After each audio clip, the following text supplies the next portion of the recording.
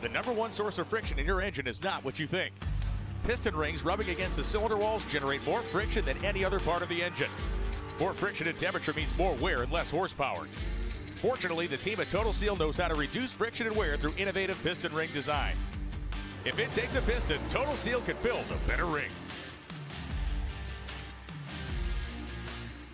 For more than a decade, FTI has strived to become the leader in the aftermarket performance transmission and converter industry. We've joined forces with McLeod Driveline Components under the leadership of Top Fuel Funny Car pilot Paul Lee, and now have a larger distribution network, more resources, and more power. Come see us in the pits and ask how you can join the FTI family. It's not cheating, it is the competitive edge. This is WFO Radio. Hey everybody, WFO Radio is back on the air following the 2024 PRI trade show, and we are getting ready for Christmas. That's right. This is the Christmas show and the pre-holiday show and the everything that you could possibly hope out of the WFO universe as we get ready for the holidays. Next Wednesday is Christmas. Next Tuesday is Christmas Eve, and I might have to go pick up the Project Pontiac trailer. And so we're going to close it down. We will have an ignition show next week, Monday night, for you all audio-only people on the Patreons. But this is going to be it. We're going to connect with the voice of the NHRA, Alan Reinhart, and talk about all the news that broke out there at the PRI trade show. I mean, unbelievable. We're going 4 wide in the playoffs. We announced the NHRA 75th season, and you've got all kinds of great stuff going on. Blake Alexander and Hunter Green going to race together. Just countless storylines we are going to talk about. We're going to break them all down. Plus the public debut of Project Pontiac is out there. Everybody coming by. It was pretty amazing. Some people don't get the humor in it, but it's a great thing regardless. And I want to hear from you guys, right? This is me and Alan on this show today. And so we'll see what you've got to say and what are the big storylines that you are following as we get ready to wrap up 2024 and go into 2025. Can you believe we are 25 years into the next century? I know every year you're like another year, and it sure beats the alternative, right? Of not making it another year. But we are 25% through the next century. It's crazy. We were just complaining about Y2K and what would happen with the computers. And then all of a sudden HD TV happened. And then they came up with these devices. And here we are. And I think Facebook and Twitter are in there too. Some of that stuff. Now, before we get to your comments, before we bring on Alan, I just want to shout out. I got a couple of photographs from PRI, not a tons. I'm saving them for the social media. I want to shout out like our friends at PowerTube TV. They had a booth at PRI, Brian and Ray and the whole squad over there. And I go passing by the booth Saturday. It was the final day. And I look up on the screen and it's like, hey, it's WFO, baby. It's like on a continuous loop in the PowerTube TV booth. And they've got the Southeast Gassers and they got all kinds of good stuff. So download their app for Roku and Apple and all the different ways you can check out PowerTube TV, see all those car shows, and appreciate those guys for airing our WFO radio programs. Really enjoy it. Also, we were in the Foggett booth for a lot of the time. I was in the Total Seal booth for a lot of the time as well, but it was really amazing. I sold a couple cans of Foggett. No Gary, no Joyce. People, I got questions about Foggett. I was like, I don't know. Wait a second. I got this. This is what we do on the show every week. Go to Foggett.com, SummitRacingEquipment.com, or Amazon.com and order yourself a can of Foggett. It is really the best holiday gift for the engine guy or the machine shop guy or the guy with the shop. And everybody, the stories of like, I bought it for this purpose, but I use it on everything. It's the salsa of engine sprays. Everybody is using it on all kinds of stuff that it wasn't originally intended for. Go to Foggett.com. Gary Stinnett doing a great job. Steve Williams and the entire team over there at Foggett. Amazing, amazing stuff. David Allen and the squad at HusseyPerformance.net hung out with those guys in their booth, David and David. And they gave me a tour of the head gaskets and the oil pan gaskets and the valve cover gaskets. They're not just copper head gaskets anymore. Super excited that they're back. And I asked them, I was like, hey guys, you know, we've been talking about HusseyPerformance.net, giving out David's personal cell phone number, 724-318-8292 for, you know, a month or so, maybe a little bit longer. Is it working? telling everybody Beaver Falls, Pennsylvania, where it's all made, right here in the good old United States of America. And David said, hitting his target of actual racers, machine shop guys, and engine builders who need to know that Hussey Performance is not just copper head gaskets anymore. He says it's working great. And I was so thrilled because we hit the target in the racing community. Is amazing. Just give them a call. Go to husseyperformance.net. And they've even got contingency programs going on. Check them out. Went by and saw everybody. CWT Industries, Randy Neal. They're hiring CNC operators and machinists, by the way. So if you want to get involved with Randy Neal around Atlanta area, like in the Atlanta region, Atlanta, GA, right? Or the Omni, Atlanta, GA. Call Randy Neal, CWT Industries. If you're looking for a job, man, you're looking for a job. But if you're looking for the best balance machines in the business, go to CWT Industries and check out what they got. Seeing some of the demonstrations, watching Randy's staff down there doing the sales pitch to so many people was really amazing. CWT Industries. And if you want a personalized introduction, email me, Joe at WFOradio.com. You heard a little bit about FTI Performance and a little bit about Total Seal. Jesse Converters was in the house. Scan that QR code, guys. Get out your phone and open the phone. We always say scan the QR code. And does anyone even know what that means? You got to open your camera and you got to point it at the QR code. And then all of a sudden, Jesse will come up. It's just that simple. You tap the little yellow deal. And next thing you know, you can get it going on. JesseConverters.net. OE replacement for heavy diesel over the road. Matt Latino got his pro stock license. Super cool being involved with the Latinos and Jesse Converter. And then there's Josh Hart, Bernie's Speed Shop. Josh Hart. Should I be mad at Josh? Should I be angry? I shouldn't be. Snap-on Tools coming on board with Josh Hart. And before you get upset about, like, oh my gosh, Cruz Pedregon kind of was part of the deal. It was a little B2B deal. Josh is opening all these new Bernies all over the country because of that $100 million private equity deal he told Alan and I about last week. They need to staff those places with tools. What kind of tools? Snap-on Tools. Great deal with Bernie's and Snap-on and everybody getting involved. Josh Hart, over 100,000 square feet at Bernie's, Ocala, Florida. And yes, the Fan Fest will happen. And I was on the Dragzine podcast with Brian Wagner to start the show on Thursday.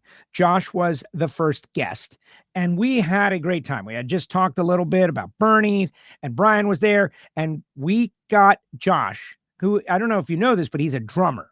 But he's not just like a drummer like Ringo. He's like a death metal drummer, real aggressive stuff, right? He's going to set up the drum kit at Bernie's. Josh Hart has committed to do a drum solo at the Fan Fest before the Gator Nationals. I did that. This guy. Go to Bernies.com, having a little fun picking out inventory from the website, Race Guitar and some others. Which car would you buy if you had the money? Go check it out, Bernies.com. Later on in the show, we'll tell you about Marvin Rodak, great gift for the holidays, not too late. And of course, Frank Hawley's Drag Racing School. And maybe you want to become a Patreon. We'll get into all of that. But first, let's bring on the voice of the NHRA. They call him Mr. Christmas out in Arizona, Alan Reinhart. What's up, Alan? I got my tree. Where is it? Oh, I see it. The Charlie Brown tree. I love the Charlie Brown tree. I know, it's cute. But we don't care about the Charlie Brown tree. We care about what is to the tree's right, our left, over your right shoulder. Those cylinder heads, what's up with that? Yeah, I got the heads back for the 427 camera. I actually picked them up this morning, so pretty excited about that. I had to replace the valves, and it's a rather lengthy process. People that are familiar with machine work and race engines maybe will relate more than people that aren't so much, but there is no valve adjustment on a standard 427 overhead cam motor. What they did from the factory was they had different thickness lash caps, and that was the way that they did the lash adjustment because it is a solid roller single overhead cam. And so the way you adjust the clearance between the rocker arm and the valve is by changing the thickness of the lash cap. Well, when you're installing new valves, you're changing everything. And so it is a pretty time-consuming process to legitimately fit each valve and get it close enough that you can get it to where it needs to be with the lash cap. And my machine shop buddies, when I took the heads over there to have the seats touched and just, the basic stuff. And And he said, what are you going to do about this? And I said, well, I guess I'm going to spend the next 3 weeks working on it. And he said, I've got kind of a system that we use. I said, yours, done, fine, have it. Right? And when we were chit-chatting, he said, I should be able to have them for you by the time you get back from Indy. And this morning he called and said they're ready. So I went and picked them up. So my goal is to have the 427, which the tree is sitting on top of the short block. So my goal is to have the 427 back together so that people that come by my Christmas open house can all look at it and go, ooh, that's a 427 camera, and, show off the mile-long timing chain and the rest of the stuff. I love it. I love it. Do me a favor. Reach over there and pick up one of those heads and show it to the camera. Are you kidding me? You know what those freaking things weigh? How about if I do this? That's the joke. It's like Reinhart's going to be holding the cylinder head. But here we go, people. All right, let me zoom in on you. 427 camera is a true Hemi. The object when they built these things, 1963, Chrysler unleashed the Hemi, and they went to Daytona and crushed the life out of everybody. And the Ford executives were kind of caught with their pants down a little bit. So the Ford guys went, what are we going to do?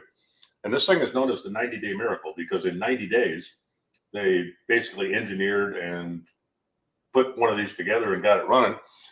It is the short block part of it is a 427 side order, just like the high riser, medium riser, except they designed these overhead cam cylinder heads, single overhead cam, one cam on top of each head.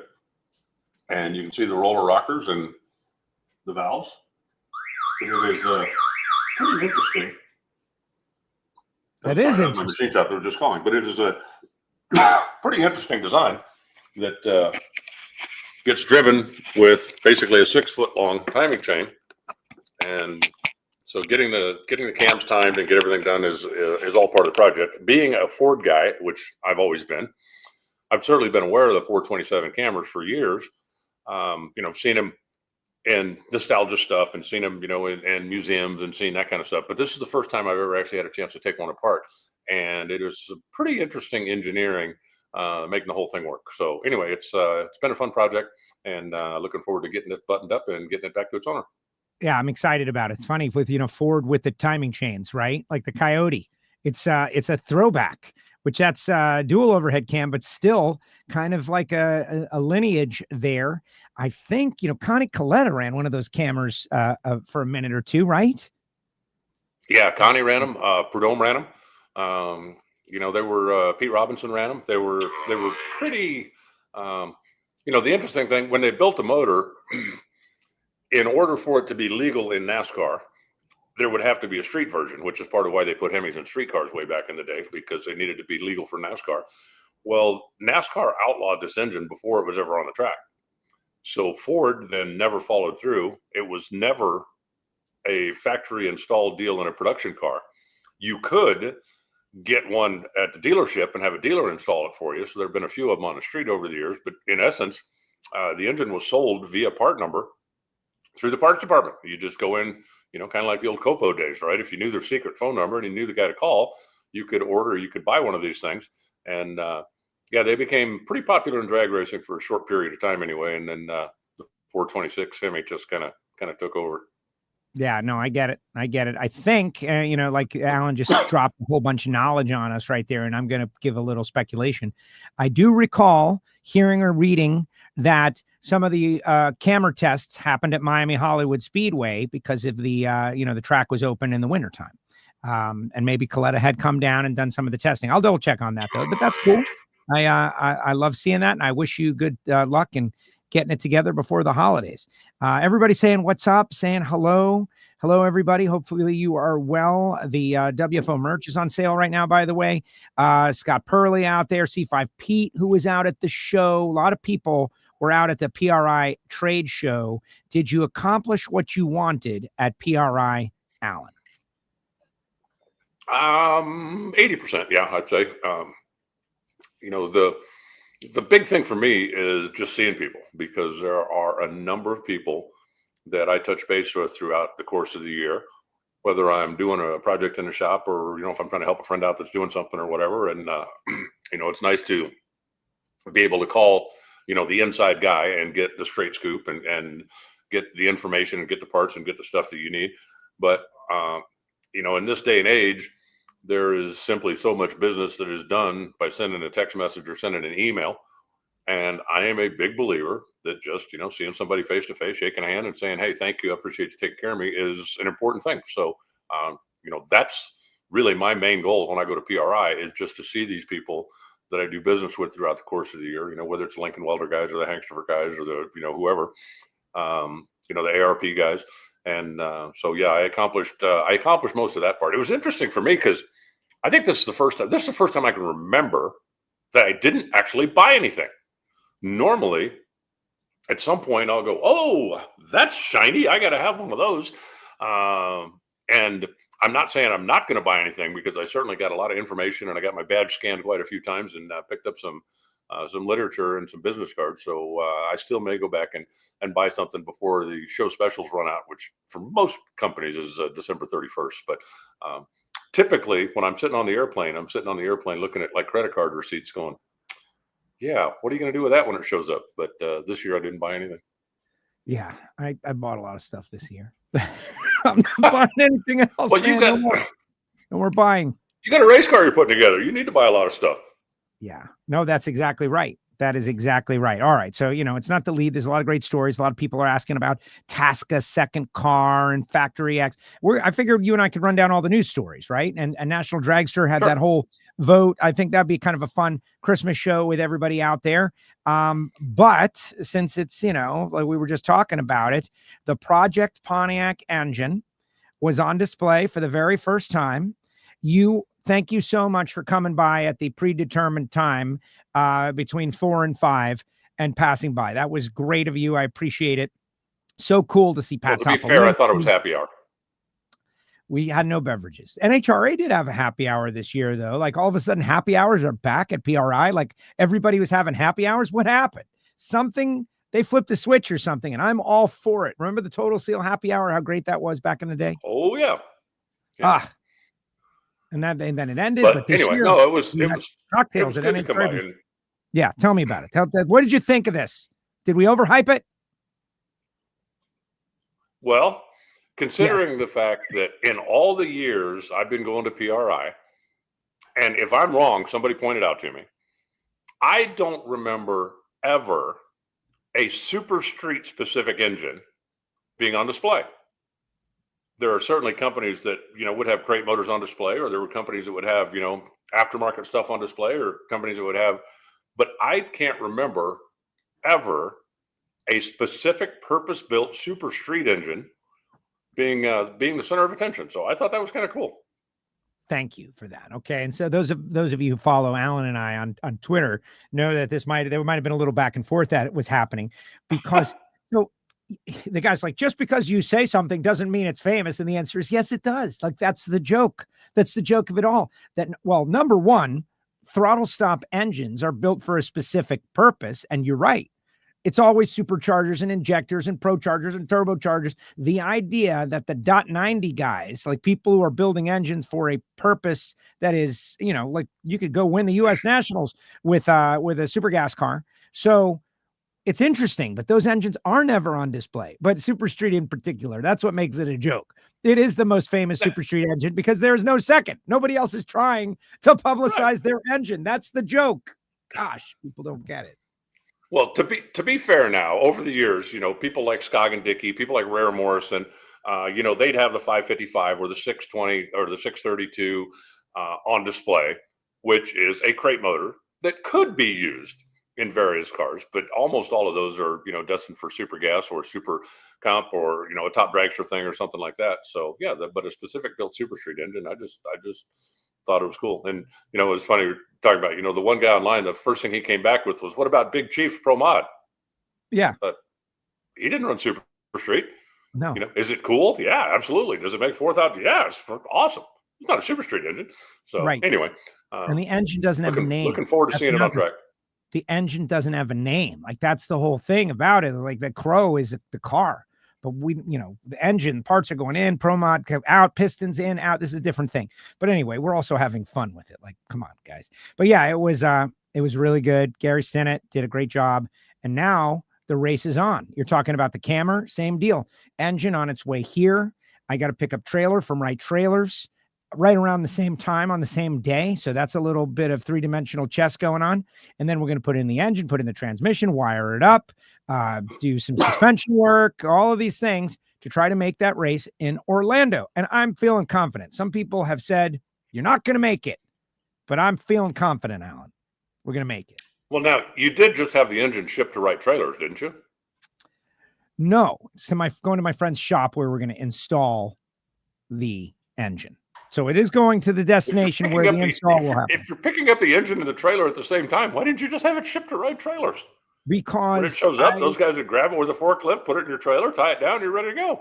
Too many moving parts, too scary. I wanted to go to my friend's shop where it will be locked and sealed, and then I'll worry about the trailer at a later date. What if the trailer's not ready and then it's sitting there, right trailer? Speaking of which, super excited about that aspect as well. But bottom line, that's all to come. That's all personal stuff. If you guys haven't watched the video of the dyno test, more to come. Braylon was back out there shooting the whole happy hour. You'll see it. But let's get to some of the big news, Alan. Some of the big news. I want to talk about South Georgia Motorsports Park, the Peach State Showcase of Champions. I've seen two names for it: Showcase of Speed, Showcase of Champions. But this is something NHRA has been talking about for a while. We'll call it a B-spec event. It's not a national event. It's a showcase, but it's an opportunity for top field dragsters, funny cars, pro stock motorcycle, all at the same time to do exhibition runs at an event at a track that is not quite national event spec, but deserves to have a big show. And Raul and Jennifer from South Georgia Motorsports Park, they're going to have a big one. I'm excited, kind of in the Bill Bader vein. What do you think of this concept? Well, the first thing I thought, and like I've been hearing some of the rumblings and some of the rumors that something like this might be coming down the pipe, and this is going to be the trial balloon. It's my understanding that there are other racetracks that are looking at potentially doing the same thing. And the first thing I thought of when I heard about this is match racing. Right? Everybody talks about, hey, there used to be match racing. You used to be able to go to my local track and you used to be able to see, the guys that come in, whatever it was, whether it was 4 cars or 8 cars or whatever, and put on a show and do. And there are a lot of casual fans that certainly miss that. I think there are a lot of hardcore fans that got introduced there, right? Because if you weren't fortunate enough that your local track was a national event track or a place where the pro cars would come in regularly, then you might not get exposed to that without going to some effort.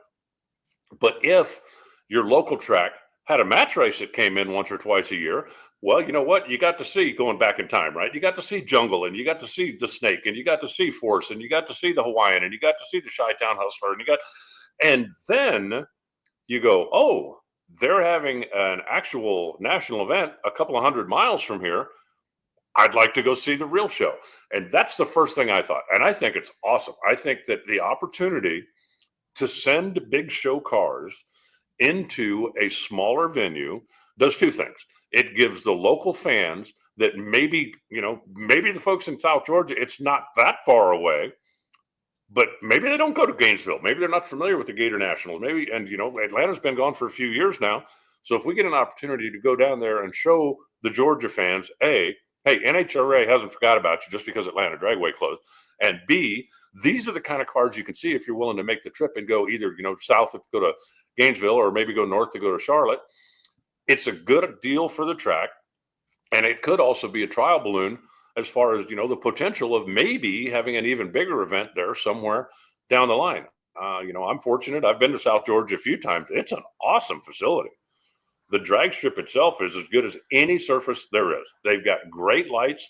They don't have massive grandstands. They don't have some of the other stuff, but the facility itself, they've got a circle track on site. It's just a really, really neat facility. So I am hoping that the event is a hit. I hope that the weather is good and that turns into something that maybe some of the other smaller tracks that aren't going to have a national event, or at least not in the real near future, will have an opportunity to have some of the big show cars and motorcycles come in for their local fans. So I don't see any downside to it whatsoever. I think it's a brilliant deal, and I'm glad I thought of it. I agree. Me too. I'm glad you thought of it. Well, word. That's what Alan said. I agree, and match racing as well. The problem with NHRA right now is we only go to certain cities And we have slightly fallen off the radar with the average citizen.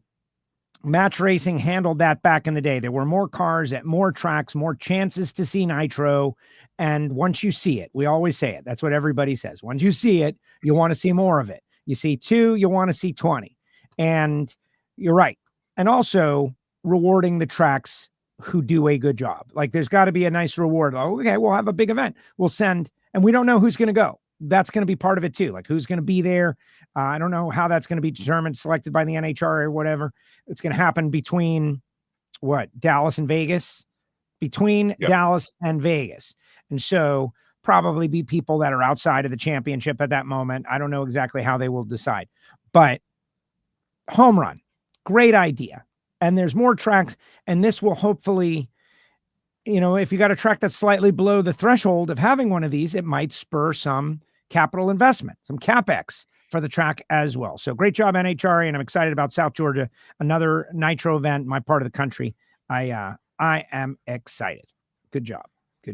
All right, next piece of news.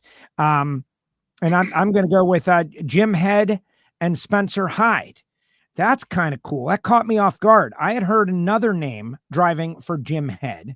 The Spencer Hyde name is very exciting to me because I got to know him at the World Series of Pro Mod a couple of years ago when he won the inaugural. He's a very nice person. He's Canadian, and that's a good person.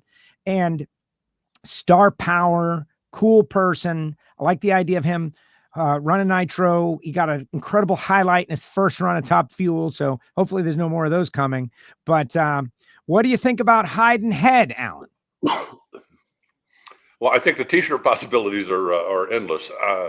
Yeah. I think that I'm sorry, I came home with a scratchy throat, and I've been like chewing on you too, all Me kinds too. of cough drops and silly stuff. But I think it's great. I think Jim Head has proven, especially over the last 3 or 4 years, the performance of his car on any given day is capable of reaching the winner's circle. Qualifying in top half of the field has become a regular thing. Top 5 has become a pretty regular thing. Going rounds has become a regular thing.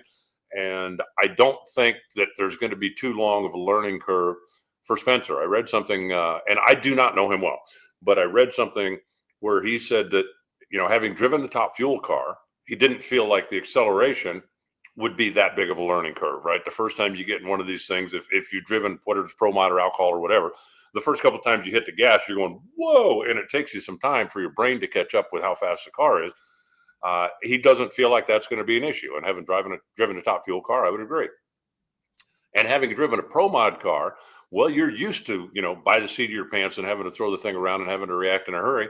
So I'm not seeing a big learning curve here at all. I think that, they go out and make a couple of test runs someplace. I'm not sure if that car's headed to Bradenton or not, but I will not be the least bit surprised when they get to Gainesville if, it'll be like the Robert Hyde syndrome or just they look like veterans right out of the box. And then the more runs he gets, obviously, the more comfortable he's going to get. But I'm looking forward to getting to know Spencer a little bit. I know Jim Head very well, and I think that he's going to be a big addition to the class, and especially since that was not a swap with Blake Alexander moving to a new team, so that really ends up being an addition, and I'm all for addition. Yes, exactly. But let's tackle the other side of it, right? Blake Alexander, who had his best year in a long time with Jim Head, is going off to join Chad Green Racing, and Hunter Green and he are going to split the season in the second car. This gentleman is like, that doesn't make sense. He ran almost a full season, and now he's only going to run 13 events.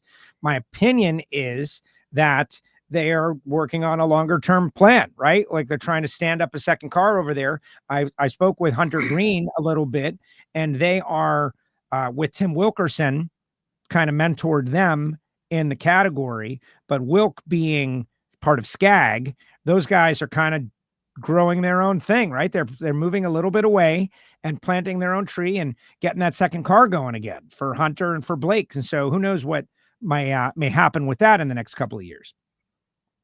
Well, this is based on no inside information whatsoever, just what it looks like from the outside to a guy who's been around this for a while. When Blake and Jim Head were together, Jim had certain races that he wanted to run. Blake had certain races that he wanted to run. And Blake, of course, having the sponsor backing that he does from folks like Pronto, has certain markets that are very important to him. Now, if it was a market that was important to Pronto, well, obviously that's the way the car was signed. That's the way the car was wrapped. That was the presentation they put forward. They did hospitality to a number of them. But if it was not, then Blake would come in and drive the car where it said it had contracting on the side. Now, I honestly don't know if Blake maybe just really doesn't want to do the full pull, right? I mean, he's got a young family at home. He's got business stuff he's got to take care of. But this, I think, will give him the flexibility that if there is a need in a Pronto market for a car to be there, he's going to be there.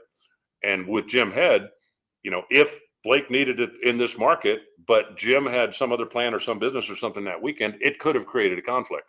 I also think that Blake Alexander will be a great mentor for Hunter as he comes in now, starts, moving, getting his feet wet more and more into the funny car. Two fairly young guys that are going to be speaking the same language and I think that that's going to be a great thing for Hunter. Where it goes forward from here, who knows? If they're talking about adding in the future, if they're talking about, Chad maybe deciding, hey, 3 or 4 years from now, I'm going to just kind of be the overseer and let the boys have the driving. I don't know. But the reality of it is next year going in, that's going to be an extra car. That is a new car coming in that Blake Alexander will be behind the wheel for part of it and Hunter Green for the other. Funny car going to get a little tougher. Great news. All right. A lot of news. We're going to keep on going. I ask you guys out there to share the show. Share the show. 75th anniversary of NHRA, though. I want to put this towards the top of our news, right? Like, this is kind of cool. They announced all kinds of stuff. Glenn was on stage. Antron was on stage. Evan Jonat, the new senior vice president of national events, was on stage. Didn't look like you liked it very much. Sorry, Evan. But, they announced that everybody that renews their tickets, and I'm sick too, Alan, by the way. I'm glad. I'm not happy that you're sick, but it makes me feel a little bit better that I'm scratchy too, right? It's like, it's not just me. It's everybody. That's a good deal. But if you renew your tickets in 25, you're going to get one of these. So it's no mini helmets. We got the mini helmet, but you get this amazing ring. And at the end of the 75th season, the champions are going to get a ring just like that, except it's going to be diamonds. Well, 75 years is a big deal, right? Any milestone, when you're just getting started, 5 years is big, and 10 years is big, and 20 years is big. Well, as you're going on down the road, obviously 50 years is big, 75 years is big. I think it's great that NHRA is getting so far out in front of this, right? It would have been pretty easy to go through the 74th year and then decide, February of 26 to go, okay, here's what we're going to do. But to have a whole year to celebrate and to build up momentum and to get people ready for and excited about what's going to happen in the 75th year. And, again, no like inside secrets I can spill, but believe me when I tell you, on the 75th year, when we get out there on tour in 26, there are some big events that are going to be coming in different markets and different places throughout the course of the year, commemorating the fact that it has now been 75 years since Wally Parks decided that there needed to be an organization like this. So, having an entire year to build up the enthusiasm, get the fans excited, get the racetracks excited, get everybody, get the racers excited before we get into the celebration is, it's kind of like a pre-party before we get into what will be the big celebration in 26. Yeah, and everybody's going to be wearing their championship rings because the only way to get it is to renew your tickets at the track this year. And so it's, I love the little promotions. We joke about the mini helmets and the fact that I have taken them all, but I haven't though. Just some. I kind of gave up on it after a while, right? It is a really great promotion. Well, yeah, you didn't have room anymore. That's it. I'm out of room. Look how big my head has gotten since this whole Project Pontiac situation. But this ring, this is really cool. People are going to want this. There's only 175. And to get it, as I understand it, you got to go to the track this year and renew your tickets for next year, at which point you will get it. So that's just awesome. Diamond anniversary. And oh, by the way, maybe I'm not supposed to say this, but I've seen the Wally. Now you've been around for what? You were there for 50 and you were there for 25, right? So I wasn't quite there for 25. You were there for 10. But special Wallies are a big part of these huge anniversaries, and you can only get it that year. That is correct. Yes. And, they do them occasionally, if it's a 50th annual event or if it's a milestone event, but the fact that all season long, there's going to be special Wallies. And again, one of the things I love about that is basically everybody has a chance to get one. When, if it's just to pick a name out of the hat, if it's the 50th Gator Nationals, well, if you go to the Gator Nationals and you win, you got a chance to win that trophy. And that's pretty cool. But if you live in Washington State, or if you live in Oregon, or if you live in, your chances, you probably aren't going there. But because they're doing it nationwide for the season, every racer that goes to a national event will have an opportunity to add that special 75th anniversary Wally to their collection. Yes, exactly. And if things go right with Project Pontiac, including you, I should be dialed in. Orlando Speed World in 2026, baby. I'll be dialed in. I'll actually, I'll have everything. I'll know what I'm doing. Maybe a little. That's going to be wild. So it's going to be fun.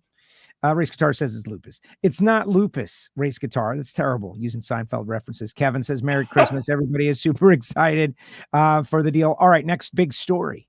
I love shows like this, guys, because we're covering it all. This guy, Fast Jack, announced he'll drive John Force's car in 2025. I thought it was a no-brainer. We were joking around, applying the pressure last week about, maybe Coletta's going to hire him. He did so well. But what we thought would be the logical flow is turning out to be the truth. And I'm happy for Jack. He won 2 out of the final 6 races. Brought home the 1-2 for John Force, was the first to beat world champion Austin Prock.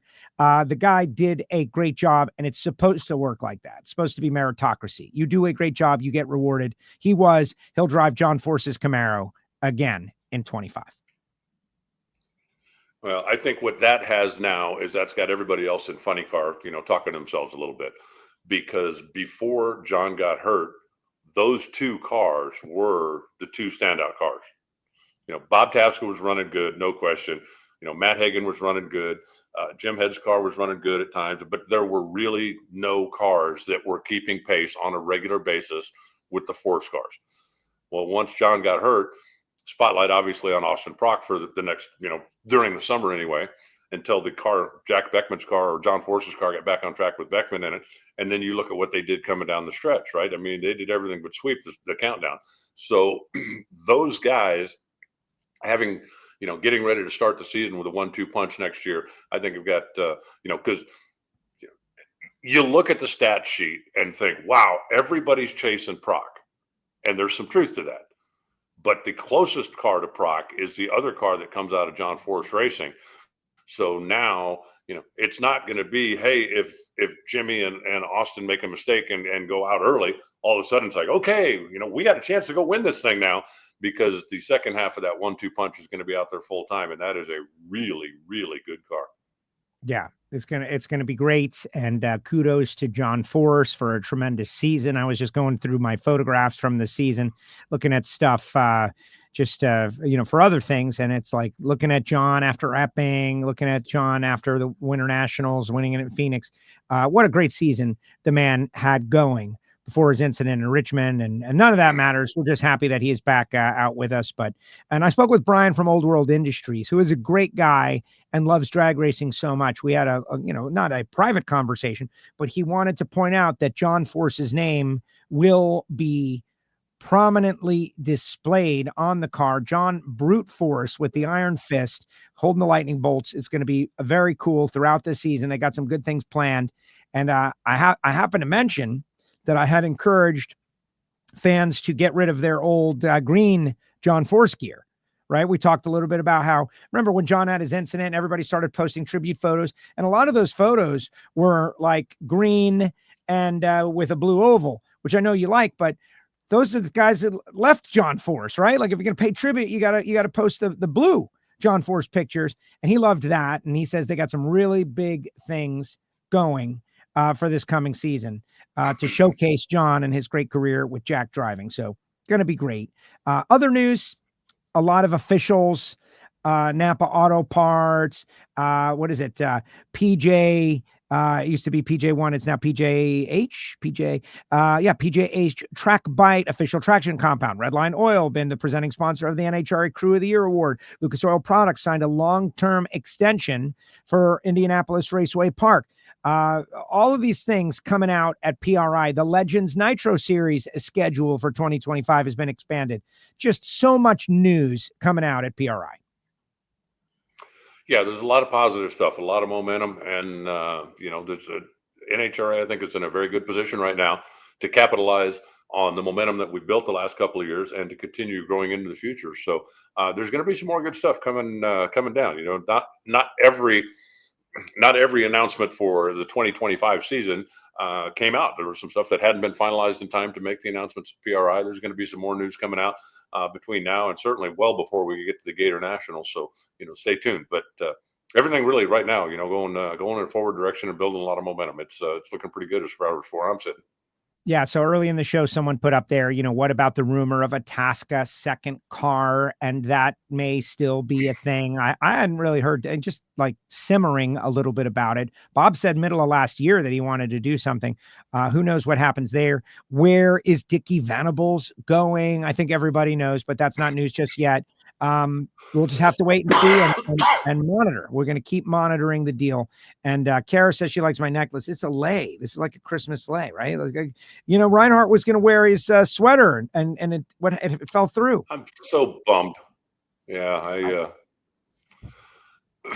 when I was getting ready to leave the house this morning, I just thought, if this is going to be, and I didn't know for sure, but with next Tuesday being Christmas Eve, I thought, well, this could very well be. So I got had my sweater and my Santa hat all ready to go. And then when the guy from the machine shop called and said, "Hey, come get your heads," I forgot to grab that stuff on the way out the door, since I now had, something else that was the top priority of things to do this morning. So I'm kind of bummed. I might be able to find a picture of it though. Here, talk amongst yourself for a second. We can go back, and last year you wore it last year. They can go back and watch last year's Christmas show. Like, I got a Christmas hat in the other room. I forgot it too. The way it's lining up this year, and this is a perfect opportunity before we get into the National Dragster fan vote. I want to get your opinion on that. Hey, everybody that normally gets a Christmas card from this guy, not happening this year. Hey, everybody, like, Merry Christmas to you. This counts as the Christmas card that you would normally get. I have not done any of that. I feel like Christmas snuck up on me, and this has just been a wild year with so much going on that, I think I'm going to take it off. I think I'm going to take the year off. Look, here he is. Let's get in there. Look at that guy. Yeah. Bah humbug hat and the bite me sweater. That's Christmas. All the Christmas spirit I got. That's Christmas right there. All right. look, Craig Gaultier is out there. Especially like the bah humbug hat. Yes. I think NHRA is making a move. That move is more forward thinking. I think the leadership is moving things in the right direction. Love the energy. Wow. Craig Gaultier. It's a little positive praise for the NHRA leadership. Way to go, Craig. That's great. I love it. Positive PRI. This guy's happy I got laid. It's really a garland, but I got to keep it away from the cats this year. Monica loves the sweater. All right, let's talk National Dragster All-Star Team. This is a big fan vote. Hopefully you voted. I voted. Best social media account, AB Motorsports. Makes sense. Guy won the championship. They do a lot of behind the scenes stuff over there at AB. I know Antron hired people special for this. They've got to be very happy about that accolade. I'm really curious as to how close that vote is, because Antron's got a great social media presence, and I'm not taking anything away from him. But I got to tell you, when I was reading down the list of stuff, the first thing I thought is, okay, well, that's Clay Milliken's, right? I mean, there's the stuff that Clay does through his YouTube channel and through his other stuff. But congratulations to AB. There is a lot of social media presence out there from the folks at NHRA, and I guarantee you, the guys that are making Antron stuff happen out there had to be pretty excited about winning that award, because that had to be one of the most hotly contested ones that there was, in my opinion. I wonder, is a YouTube channel considered a social media account? Or I wonder if that's a technicality, right? Like that is a good point you bring up. Oh, look, Larry Spider-Man McBride is out there. Says, don't forget the Goodridge Hose and Fittings NHRA contingency program for 2025. Thank you very much, Spider-Man. Absolutely. Drop it in, baby. Drop it in. Larry, excited about that. He's a world champion, Al. Once again. Yes, I do, for the 158th time or something like that. Did you catch up with Larry at the show? I did, actually. He was stalking me. Larry and I have a history that goes back many, many, many years, which has to do with kind of a good-natured, practical joke one-upmanship. Let's put it that way. And So, anytime we get together, it's kind of like, remember the time I did, or remember the time you did, or remember the time. And, he probably, he probably is ahead on points there. If you added up everything we did for one of his all-time great stunts in Columbus, Ohio, a number of years ago, but I'm not going to go into that whole story. Yeah, no, we heard that people can find it in the archive. Go back, and Larry McBride joined us on the show. He and Alan talked a little bit about it. But what I just heard, because I fancy myself as pretty good at reading between the lines, is what you just said is that you owe him one. And if one were to happen to be dealt out, he's deserving of it because he's ahead. That's what I heard. You said that he's ahead. You owe him one. So watch out, Larry. Well, he and I have determined that right now we're even, which is Truth. Not to say that it couldn't ramp up again, but whoever basically takes the first poke here is opening themselves up for a pretty major retaliation. So for the last few years, we've kind of let it simmer. But you never know. Opportunity presents itself. Yeah, exactly. Jay York says we need more nitrous pro mods. Pat Musey was teasing a little something on hidden horsepower. He couldn't say what it was, but I agree. Always and a turbo car and just variety. Keep the variety going in pro mod. But I'm excited about Pro Mod. Pro Mod is, I think, a very healthy class. Had a great season. But yeah, more nitrous cars is never bad. No, more of everything. More of everything. Just keep sending more. Exactly. Let's see. Ant Dog's turning 54 on Saturday. He wants more BMX and more drag racing. Some more commentary about Project Pontiac. Let's go back to National Dragster. Race Car Builder of the Year. Precision built race cars. Spoke with Dan, waiting in line for a hot dog, and wow, what a great team they've got over there, and just quiet, confident, doing the work, and well deserving of the award. I think heard their name so many times in thrash stories. This team needs to go and get this done in this amount of time to make it back, and they got them all done. Tremendous, well-deserved PBRC. Yeah, I agree. The company that they've put together after, when Joe and Dan left DSR to go out on their own, and, the customer base that they've been able to build and their reputation of, whatever has to happen to make sure you're back on track or to make sure that you're ready to go is what we're going to do.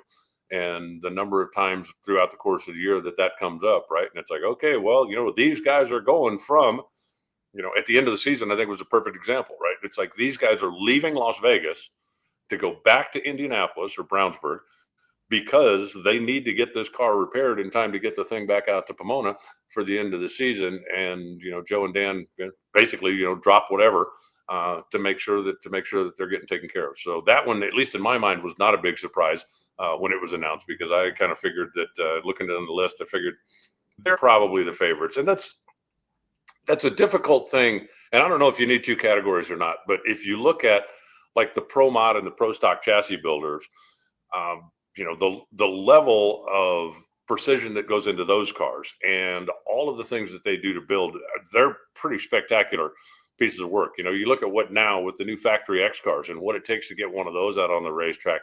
There is a lot of labor and a lot of precision and a lot of, but you just don't get quite as much spotlight as when these guys are in mad thrash mode, because they've got to get Sean Langdon's dragster back on track, or they got to get Antron Brown's car updated for the next race, or they got to get, whatever the scenario is. And so, that PBRC, the spotlight gets pointed at them on a pretty regular basis, even when they're not yelling, "Hey, look at me, look at me, look at me," just because of the circumstance of doing nitro cars as opposed to other types of cars. They call it the big show for a reason. And, chicks dig the long ball, all of that stuff. That's the way it is for nitro. Walt Walker out there says, great seeing you, all of that.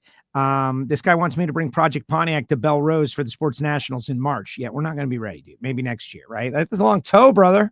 That is a long toe. Here's the downside, Alan, is everybody wants me to go to their track. Maybe we could be the first booked in super street car. What do you think? Too much?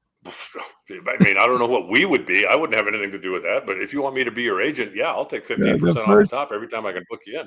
You bring me up there. I'll do Night Under Fire. See if we can run 1090. And the crowd goes wild. He did it. He went 1090. Oh, my God. That's so stupid.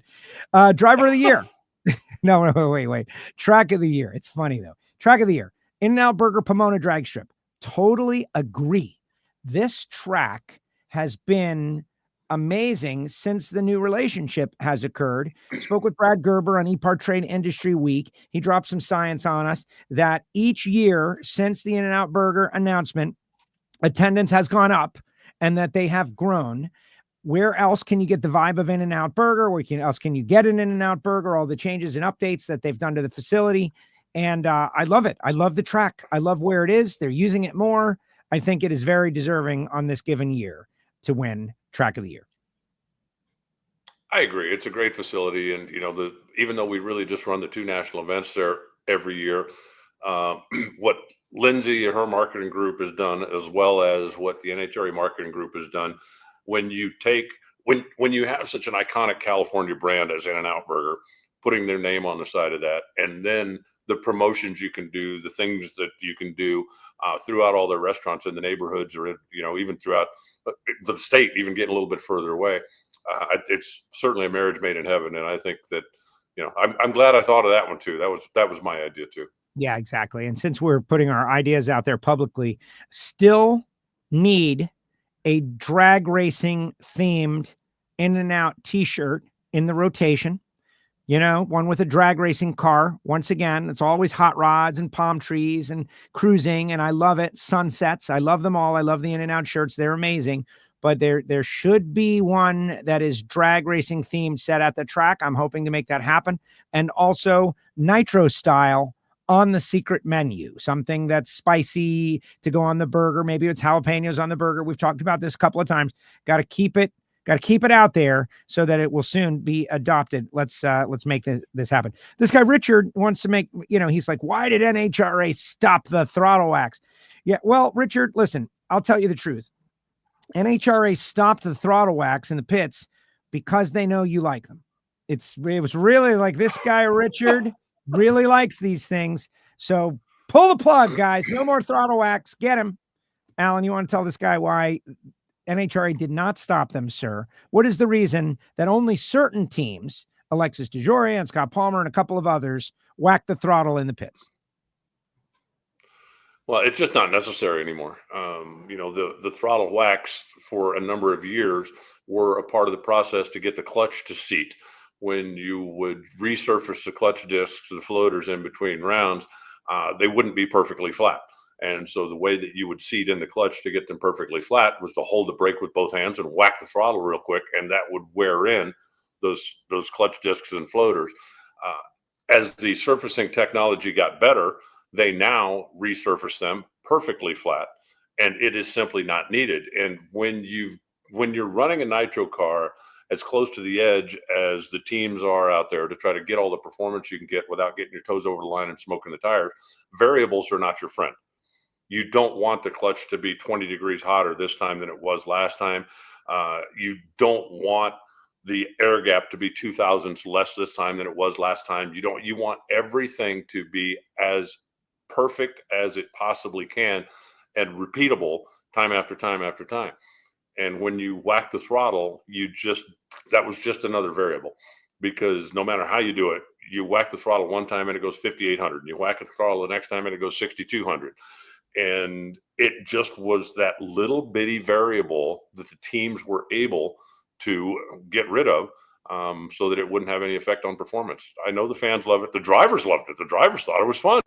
And when the crew chiefs told them, nope, not doing that anymore. But as Joe mentioned, Scott Palmer, when he's out there, Alexis DeJoria's team, they still do it, and they do it exclusively for the fans. They don't do it for any kind of a performance advantage. They do it because they know the fans miss it. So, Richard, your drivers are Alexis and Scott. When he comes out there, you go see them, you'll get your throttle wax.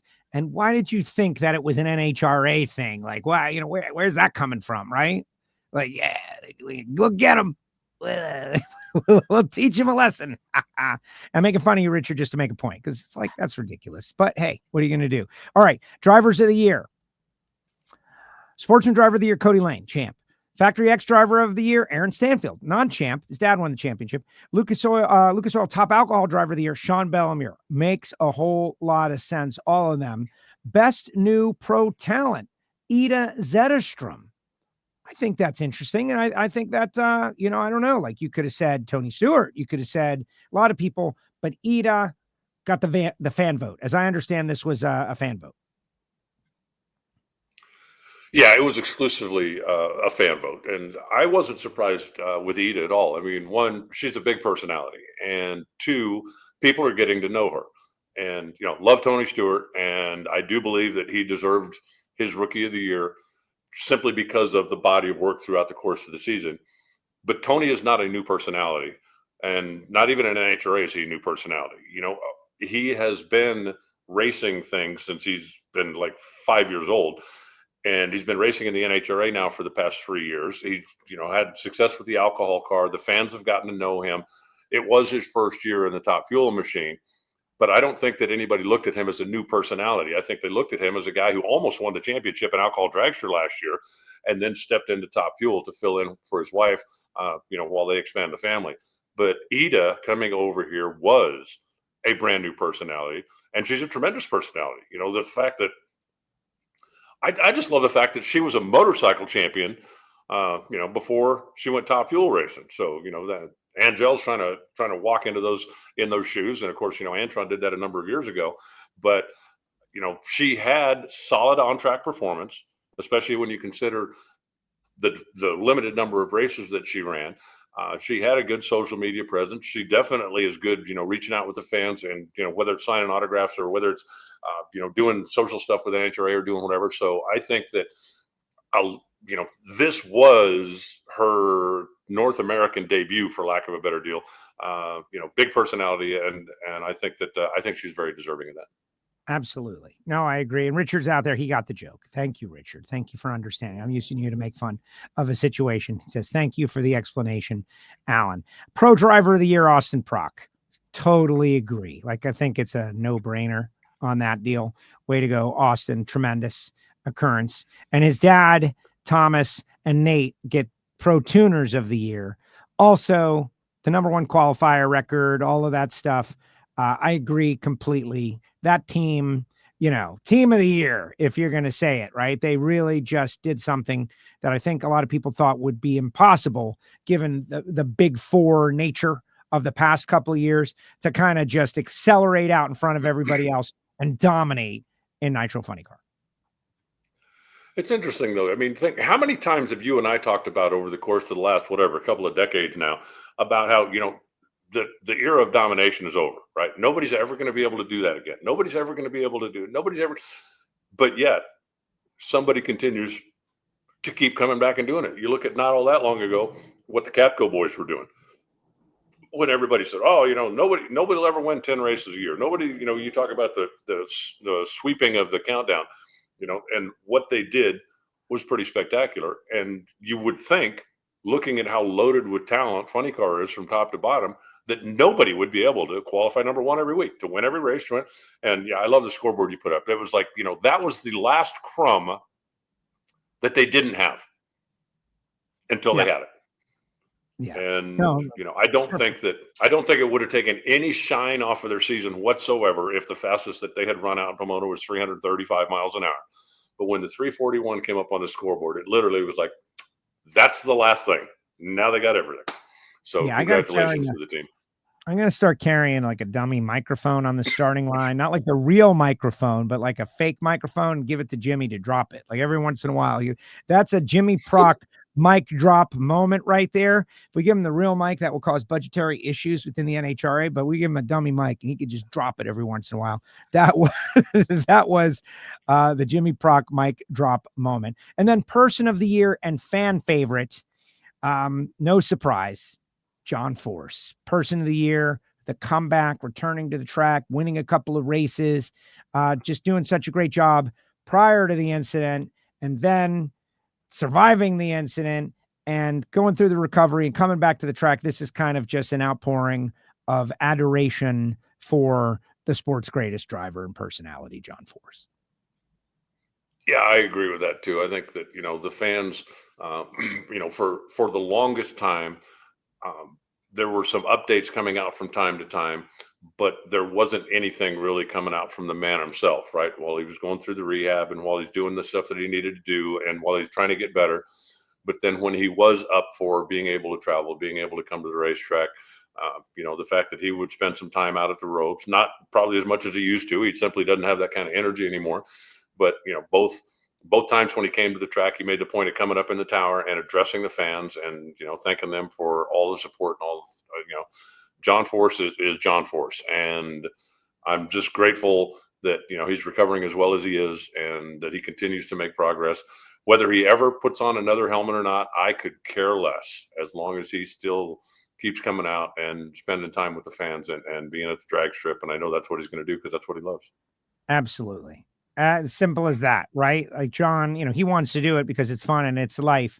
But he may think, and I know this because he said it, right? He said it, that he wonders what his value will be when he's outside of the car, right? Because he's John Force, the driver we all want to see. Will people want to see? And my opinion is everyone will want to see him just be there on the starting line, supporting the teams.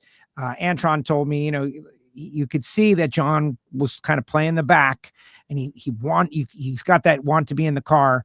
And I totally get that. I totally makes a lot of sense to me, but John Force will be loved regardless of what he's doing, beyond actually driving. Scott brings up the 4 wide in the countdown. That's a good thing. As we complete the National Dragster All-Star team, you can check out all of that on NHRA.com, guys. This one, we've been talking about this for over a decade, Alan. This has been a constant on WFO, off and on. What do you think? Should we do it? Should we not do it? Antron Brown said years ago on WFO, it's in the archive, we should do it. A lot of people said yes. A lot of people said no. You know what it is. It's just a potpourri of opinions. Well, it don't matter because they're doing it. They're doing it. We got 2 4-wide races in Charlotte, and there is a 4-wide in the countdown. What say you, Alan Reinhart? I'm really looking forward to it. I think that, because that has become a regular part of what we do now, right? Yeah, I think when zMAX was originally built, if the first year they'd have said, okay, here's what, it's going to be a countdown race. Or if they'd have said, when they expanded Vegas, okay, it's officially going to be a countdown race. I don't think I would have been on board with that. I think, though, that we've been doing it long enough that it isn't this wild anomaly anymore. Right. The drivers are all used to it. The drivers understand what you need to do, that you take a little bit different approach to it. And in order to be successful in 4-wide racing. And I think it's, kind of like whether, NASCAR goes to a road race during their playoff part of the season, or, it has become a regular part of what we do. So having a presence for it in the playoffs, I'm okay with that. I agree. And I lashed out in Monday Motivation for the Patreons a little bit. Patreons are all like, it's literally preaching to the choir. These are super diehard WFO listeners, and they appreciate the show, get a little extra content. But, I'm kind of just tired and bored of the 4-wide good or bad argument. It's here. Bruton Smith spent millions of dollars to make this thing happen. It's happening. And also, especially in Charlotte and in Vegas, the 4-wide draws. Like, it draws. So you might not like it. It might not be your favorite thing. That might be the event that you decide to take off or pay less attention or go work on the sprinklers. But in Charlotte, they show up for 4-wide. They don't show up for 2-wide. In Vegas, they showed up for the playoffs and not the spring race. They added 2 more lanes. Now they show up for both. So 4-wide has been a successful ad in Vegas. And I really and genuinely believe that the Charlotte crowd was trained that 4 is better than 2, and they come to 4-wide. The NFL comes into play when you get into October, et cetera, and so on. But if you think that 4-wide's the thing, you're used to watching NASCAR, and then 2-wide happens at the end of the season, people, for whatever reason, fewer, not 0, but fewer, go to that race. It's worth a shot, regardless, just for ticket sales. And in the playoff, yeah, tough stuff. You got to overcome the obstacles that are put in your way. And if a 4-wide drag race is one of those obstacles between you and becoming a champion, better figure it out, or you're not going to be the champion. It's just that simple. So do it. 4 wide, part of the playoffs. Good job, NHRA. Yep, really looking forward to seeing how it all shakes out next year. Yeah, exactly. All right. I feel like we've covered all the news. There was a story up there. This is one of the listeners. I didn't see that Jonna Dunn is going to drive Buddy Hall's dragster. I didn't hear Buddy saying that. I believe it, though, because I know Jonna has had, I didn't believe it or not, I didn't watch everything that happened on the NHRA stage because I was running around the show, but I totally believe that it's happening because Jonna has expressed interest in driving, and that makes great sense. Like, a lot of positive news, Alan, a lot of positive news. Final thought, anything else out there happen at PRI that I didn't mention or wasn't covered in the PRI show recap on NHRA.com? Yeah, probably. There's always so much stuff going on out there. It's very difficult to see everything and catch everything. But I think we got most of the highlights that were coming out of there, and there's still going to be some more news coming down. Of course, the next month and a half before we get ready to head to Florida and start doing this all over again. But for me, I think that the PRI show was successful. From everybody I spoke to that was, involved over on the NHRA stage, and I didn't spend a lot of time there because, when I go to the PRI show, I'm going for me and for my business, not necessarily for NHRA. But everybody I spoke to said that, they felt like, they felt like they got pretty much got everything accomplished that they had set out to do at the beginning of the week. So, another one in the books, and Christmas, New Year's, and then preseason testing. Cool Racing Parts says, thank you, Alan, for stopping by their booth to chat with them about their cooling products. So there you go. Thank you, Cool Racing Parts, for checking us out there. Yeah, just one of my favorite events all year long, PRI, seeing everybody just walking from place to place, getting into the middle of stuff. It's great. Chris wants to know what's going on with Todd Smith. Where is he going? Don't know, but Todd has won a couple of world championships. And those guys who know how to get a nitro car down the racetrack safely, consistently, the past year or so hasn't been tremendous, but I'm sure Todd's going to end up somewhere. And this Marty wants to know about Pro Stock Motorcycle. All I know about Pro Stock Motorcycle is I talked to Andrew Hines and I talked to Matt Smith and I talked to Tim Kalungian about the meeting they had with the NHRA. They are working on something that will hopefully make it better for everybody involved. We'll see what that is. Got anything? Not anything particular on that. I had a very extensive conversation with Mike Salinas where we covered a lot of different things, and he mentioned the Pro Stock motorcycle meeting as well. That if you look purely at the stats, the performance of Matt Smith's bike and the performance of Gage's bike look pretty close, but there needs to be, and I don't know what the magic thing is, but it's not good for participation in the class when those two bikes are running head and shoulders above everybody else. So, they're looking at things that they can do. I think that, you look at what Pro Stock did a few years ago when they needed to make better horsepower available to the masses, and Pro Stock now is very healthy. So I know that they're looking at various things in Pro Stock Motorcycle to try to generate some more interest. Every class out there, and Pro Stock Motorcycle certainly is no exception. When there's 19 or 20 of them out there on Friday and Saturday trying to fight for getting into the field, it is a much more exciting show for the fans and for the participants and for everybody involved. So how do we get to that level? And I think that is a big part of the conversation that's been taking place. Absolutely. Now it's like you got 4 pro categories. You got pro mod. You got all these different things that all matter. And right at this exact moment, a couple of teams have out accelerated the rest of the field. They've been developing in a war with one another, and it has left the privateer person who buys their parts in the dust. And so we got to see what happens. And right at this moment, I think Andrew told me, he goes, there are guys that just don't want to come because they know it's not worth their time. They're focusing on stuff because they know they can't run with us. So we'll see what happens with that deal. Not everything can be perfect at every moment. Alan, Merry Christmas. What a tremendous year it has been. So much happened this year, like good and bad and up and down. A great season of racing. WFO called it all. Thank you for your participation with the show. And, we'll catch up on the other side of the, 2025. But I really appreciate you, and Merry Christmas. Enjoy your Scotch tasting. And right, are you still open for the fans? Are they allowed to pass by? Oh, absolutely. Absolutely. If there's anybody that is in Tucson, Arizona on Christmas Day, typically 10 a.m. to 4 or 5, whenever, if you'd like to stop by my shop, stop by my shop. And if you don't know where my shop is, shoot me a note, announcer@NHRA.com, and I'll give you directions. But no, the Christmas open house is certainly on, and the hope on my side, and I don't think I'm going to have too much trouble making this happen, but the 427 camera that is right there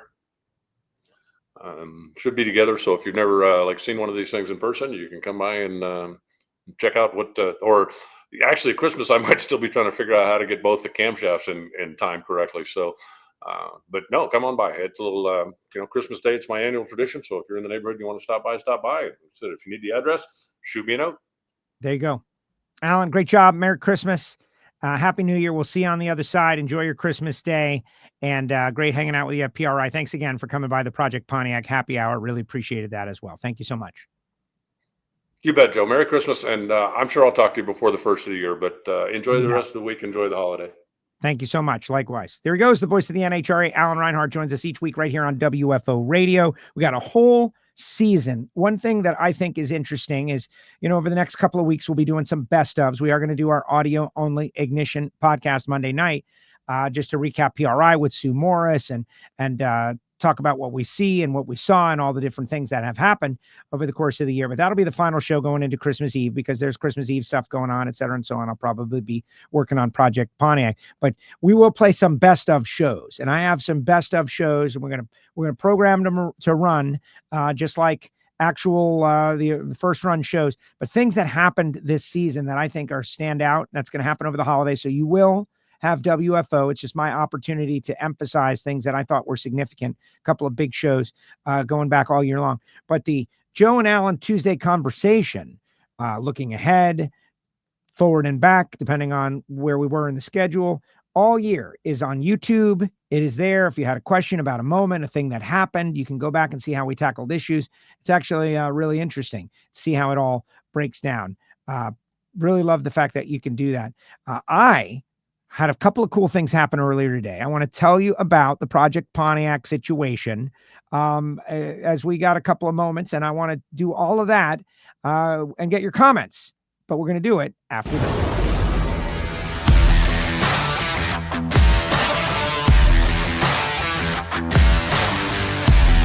Foggit is a high-performance fogging oil designed especially for internal combustion engines. Foggit can be used by everyone. If you have a lawnmower, a jet ski, a motorcycle, a tractor, a high-performance car, a classic car, racing vehicles, if it has a cylinder wall, it needs Foggit. Looking to replace your OEM diesel particulate filter or diesel oxidation catalyst? Look no further than DPF XFit, a complete line of aftermarket diesel particulate filters and diesel oxidation catalysts designed as an exact fit OEM replacement with all makes coverage for light, medium, and heavy-duty trucks. With thousands of units in stock, we ship the same or next day, and be sure to check out our comprehensive reverse OEM lookup tool. Always new, never remanufactured. For more information, be sure to visit dpfxfit.com. That's dpfxfit.com. Speaking of Brian Loans, I got to spend a little time with Brian on stage on Saturday. I was very busy at PRI. I did the Drag Zine podcast to open the show at 10 a.m. on Thursday morning with Brian Wagner. Thank you very much, Brian, I only go on as a guest with people named Brian, apparently. And then Saturday at 12:30, I went on with Brian Loans, and we talked about the season that was, and we talked a little bit about Project Pontiac. And just super excited about all of that. It was a great PRI, and so much news coming out. It makes me feel confident about where the sport is. If you got a comment, you want to talk about a topic, put it up in the comment section. And if not, that's fine too. I do want to tell you about Marvin Rodak and rodakscoffeeandgrills.com. These guys, it's coffee, man. It's coffee. If you've been listening to WFO for years and you've never ordered coffee from Marvin Rodak, it's like I'm not doing a good job as a pitchman, I guess, because this is great stuff. If you love coffee, hot sauce, Spice Rub, 817-924-6821. 817-924-6821. I could just repeat it on continuous loop, how great the coffee is, and it makes a great holiday gift. 817, you got it. Go to rodaxcoffeeandgrills.com. Check out their new website and be amazed. You can try new coffees. We had the coffee club going on for a while. Reach out to Marvin, tell him you said hello, and order some coffee. Also, Frank Hawley, Frank and Lana, were out at the PRI trade show. Frank and I were getting into conversations about other topics other than racing. It was very fun. $4.99 to drive a dragster. You and your friends, they set up a race, but to show up with nothing and be able to drive a dragster and have a day experience, I think it's one of the best gifts you could give somebody. And so go to frankhawley.com. Tell them you heard about it on WFO Radio. They got all kinds of great stuff going on, training the next generation of champion drivers there. It's one of our great partnerships, and I'm real proud of it. And those two, you could throw out terms like salt of the earth or whatever. Frank, also Canadian. That's the thing about the Canadians. They're all so nice. So nice. frankhawley.com. Call them. Tell them you heard it on WFO Radio. And you can purchase it, but they travel around the country. So you don't have to lock in it's in Gainesville. No, the Dragster Adventure travels all around. Patreons, if you sign up for a yearly membership, I'll send you a t-shirt in addition to the stickers and the patches and everything we give you, the swag load up that we give you for being a Patreon. But it's really the Hear It From Heiner show and being able to watch Ignition every once in a while, being able to check out the recording session for Ignition, the Monday Motivation, and all the extra information that the Patreons get about what's going on behind the scenes, like all the Project Pontiac stuff. They learned it first. They learn it first. I try to make it worth the while of the people who become Patreons, because I know, they're kicking a couple of extra bucks into this operation to keep the lights on, to keep the doors open. It's a VIP listener club, patreon.com/WFO Radio. Join it. And if you're looking for a holiday gift, the gear is on sale right now. The link is in the chat as we speak, including Project Pontiac t-shirts. Now, I know I kind of pigeonholed myself a little bit, because if you're like a Chevy guy or Ford guy, you're probably not going to want to wear a Project Pontiac t-shirt, but it's got the car on the back. It's really in support of the podcast, the show. And most of all, you're not supporting Pontiac. You're supporting the idea of lowly me getting out there against all odds and competing in the NHRA Lucas Oil Series. Something that they said could never happen. Something that they said, you see what I'm doing? I'm setting up a straw man to try to get people on my side. You said that people do that all the time. It's real easy. They said I could never do it, but we're going to try to prove them wrong. Go to the website and get yourself some gear. It's cheap too. It's good shirt, real nice shirt, along with all our other stuff. The Project Pontiac, the fire, and of course our great friend Gary Stennett with Foggett. All right, let's see what you guys have to say. Yeah, go set up that straw man. Keith, my buddy, my wonderful friend, Keith Kaufman. This guy, postman, wonderful person, Florida, great guy. See him at the Gator Nationals every year. Patreon gave me some great artwork from Moroso Motorsports Park and just some great stuff over the years that I got hanging here in the studio, part of the studio you can't see. But you're never getting the tree, Keith. The tree back there, it belongs to me. That's my practice tree.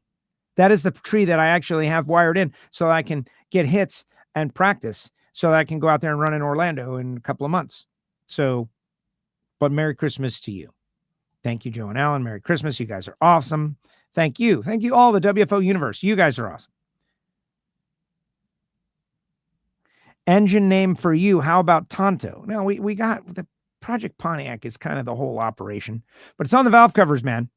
That's the thing. Rich Schonberger came over. These guys do Comp Eliminator, PRP Racing products. It's where I got the valve covers.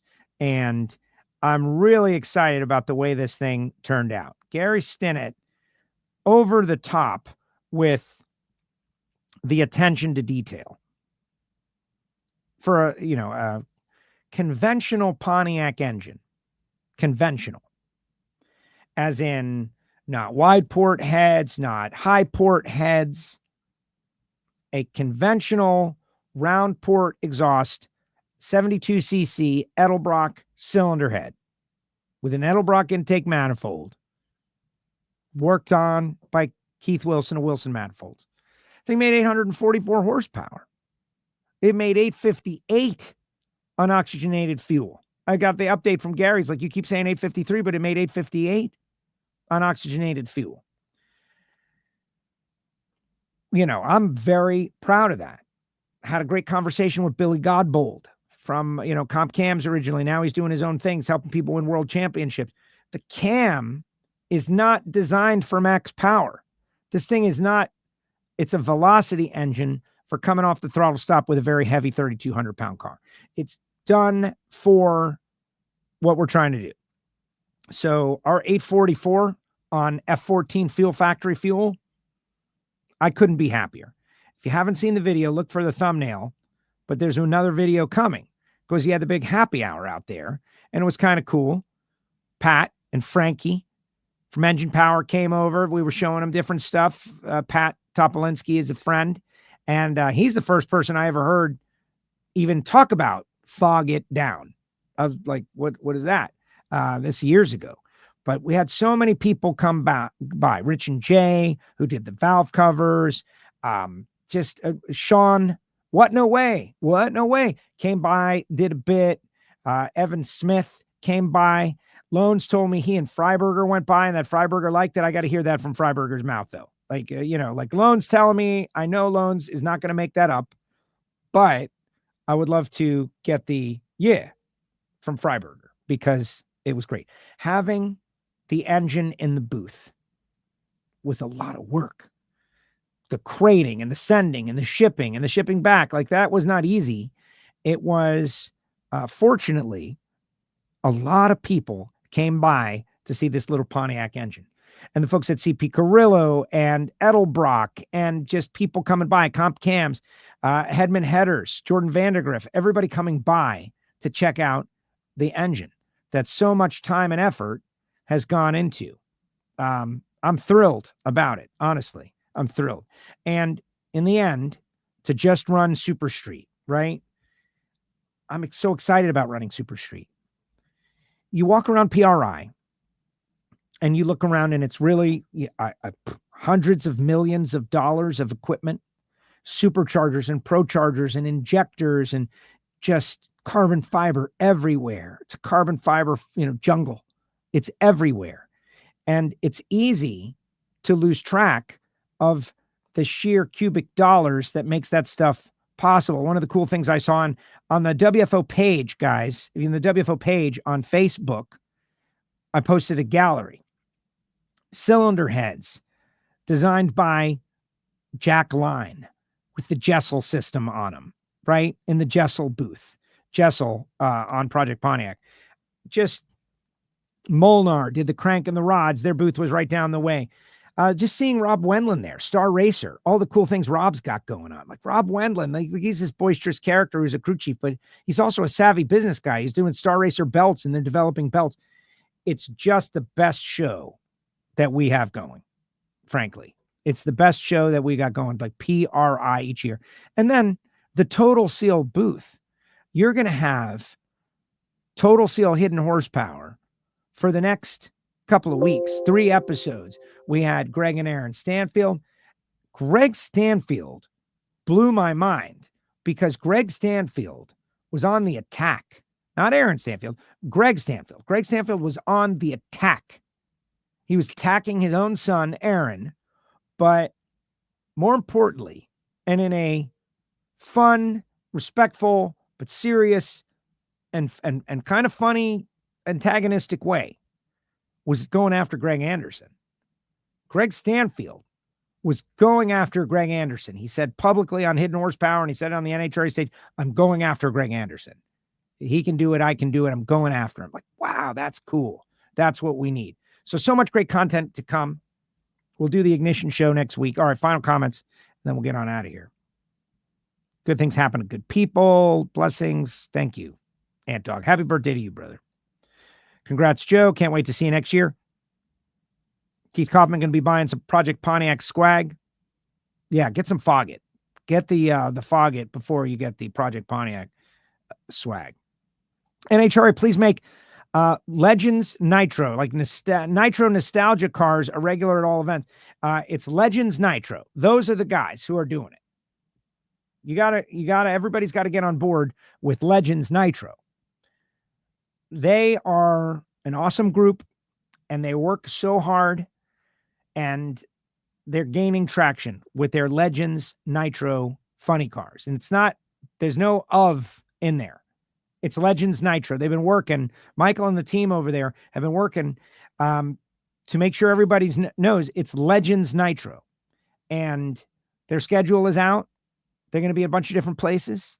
Bill Windham and a whole bunch of people, Ron Capps, working behind the scenes to put that group together and working so hard to make it happen. So, yes, there are some races that they're never going to be at all the races because there's just not enough cars. It's not at all the races. But look at the schedule and go to the races that they're going to be at.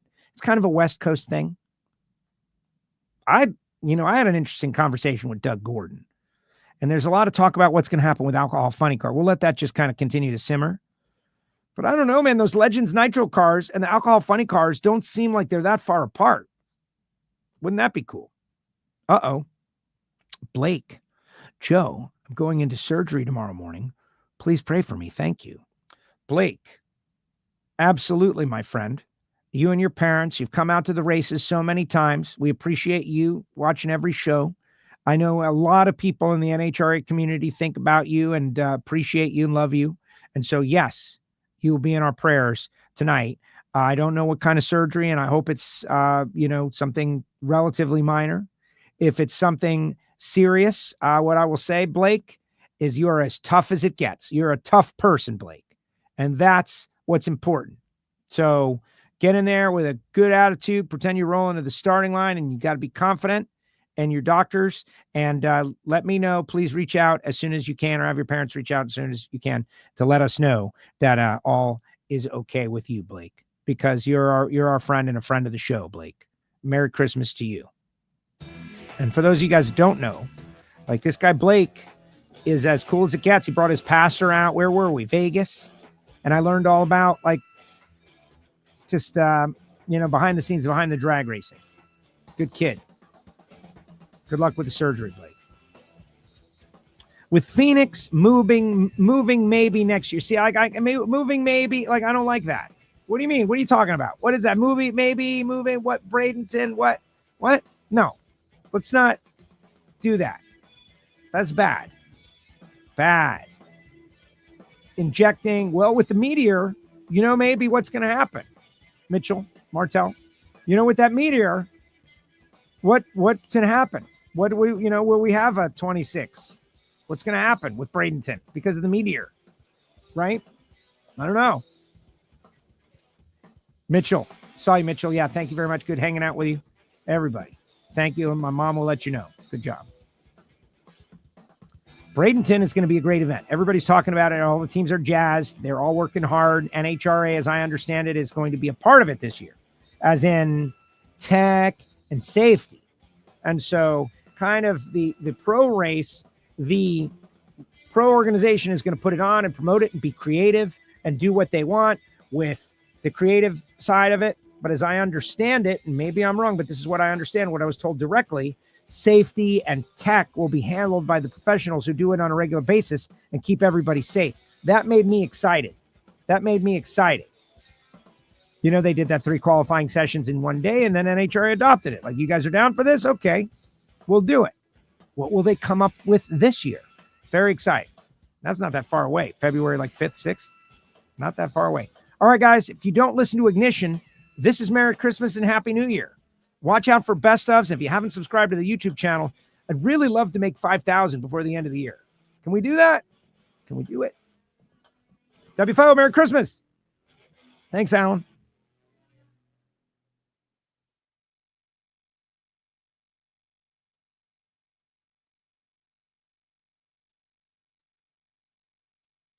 Like this show? Want more? Then head to WatchPTTV.com, the new 100% free PowerTube TV streaming network. Home of the best classic and new motorsports racing and build shows on the web.